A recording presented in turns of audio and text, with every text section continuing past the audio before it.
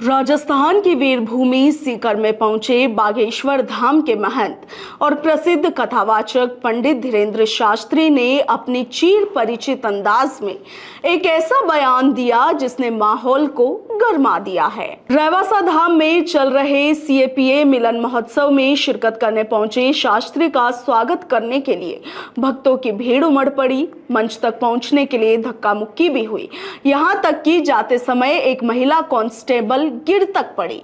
और इससे पहले पंडित धीरेन्द्र शास्त्री सीकर जिले के रेवासा धाम में चल रहे कार्यक्रम में भाग लेने के लिए विशेष विमान से पहुंचे तो उनका स्वागत गर्मजोशी के साथ किया गया। इस दौरान उन्होंने कहा कि जो कायदे में रहेगा वही फायदे में रहेगा, नहीं तो पाकिस्तान खुला हुआ है। कश्मीर तो हम लेंगे ही, दहेज में पाकिस्तान भी उठा लेंगे। धीरेन्द्र शास्त्री ने इस दौरान आगे कहा कि राजस्थान महाराणा प्रताप की भूमि है, यहाँ घोड़े हाथी भी कट्टर हिंदू है। यह समर्पण राजस्थान की पहचान है। हिंदू राष्ट्र का झंडा कहीं फहराएगा तो पहला नंबर राजस्थान का ही होगा।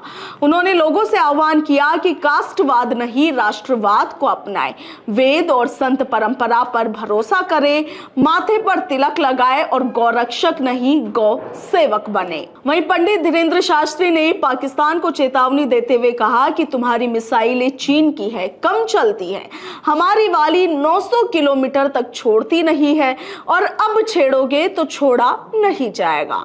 इस दौरान उन्होंने ऑपरेशन सिंदूर का जिक्र करते हुए कहा कि भारत ने 900 किलोमीटर तक अंदर घुसकर दुश्मनों को मारा है। शास्त्री ने घोषणा की है कि वे 7 से 16 नवंबर तक गौमाता को राष्ट्रमाता बनाने और हिंदू राष्ट्र की स्थापना के लिए पदयात्रा निकालेंगे। साथ ही उन्होंने ये भी कहा कि भारत तभी हिंदू राष्ट्र बनेगा जब गौमाता बचेगी। धीरेन्द्र शास्त्री ने इस दौरान कहा कि युगांडा में कन्यादान में दहेज नहीं बल्कि गाय दी जाती है। जिसके पास जितनी गाय होती है वही सबसे अमीर भी माना जाता है। भारत में भी यही परंपरा होनी चाहिए। उन्होंने कहा कि मैं युगांडा गया हुआ था, वहां मैंने एक अद्भुत बात देखी कि कन्यादान में दहेज नहीं बल्कि गाय माता का दान किया जाता है।